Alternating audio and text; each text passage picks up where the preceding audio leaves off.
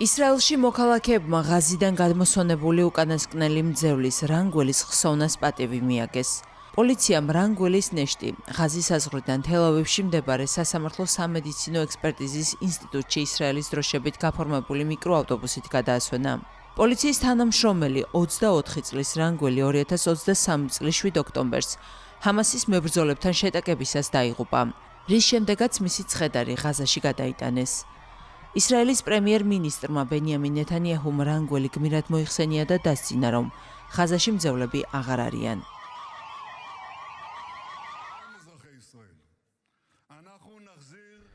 ჩვენ შინ დავაბრუნეთ ჩვენი გმირი, რანგვილი.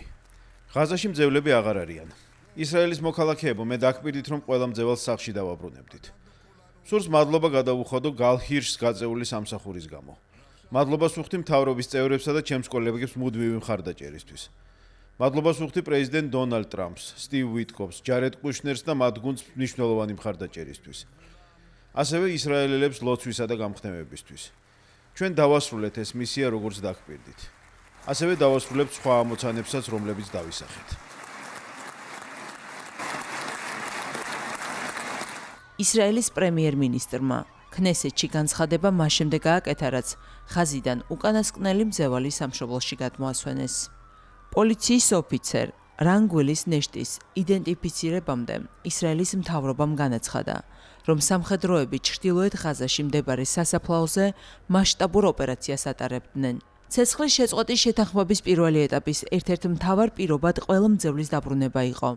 რანგველის ოჯახი ისრაელის მთავრობას მოუწოდებდა. მეორე ეტაპზე არ გადასულიყო მანამ, სანამ მის ნეშტს არ დააბრუნებდნენ. ჰამასი აცხადებს, რომ ასრულებს ცეცხლის შეწყვეტის პირველი ეტაპის ყველა პირობას. შეთანხმების მომდევნო ეტაპი უფრო რთულ საკითხებს მოიცავს, მათ შორის ღაზაში ახალი მმართველობის სტრუქტურის ჩამოყალიბებასა და ჰამასის განიარაღებას. როგორც ცნობილია, ჰამასი ტერიტორიას თითქმის 2 ათწლეულის განმავლობაში აკონტროლებდა. 2023 წლის 7 ოქტომბერს ისრაელზე თავდასხმამ ომი გამოიწვია. დაახლოებით 1200 ადამიანი სიცოცხლე ემსხვერპლა, 251 ადამიანი კი მძევლად აიყვანეს. ცეცხლის შეწყვეტის შემდეგ რანგველის ნეშტის გადმოსვენებამდე ისრაელში 20 ცოცხალი მძევალი და 27 გარდაცვლილის ნეშტი დააბრუნეს. ისრაელმა ღაზას ასობით პალესტინელის ცხედარი გადასცა.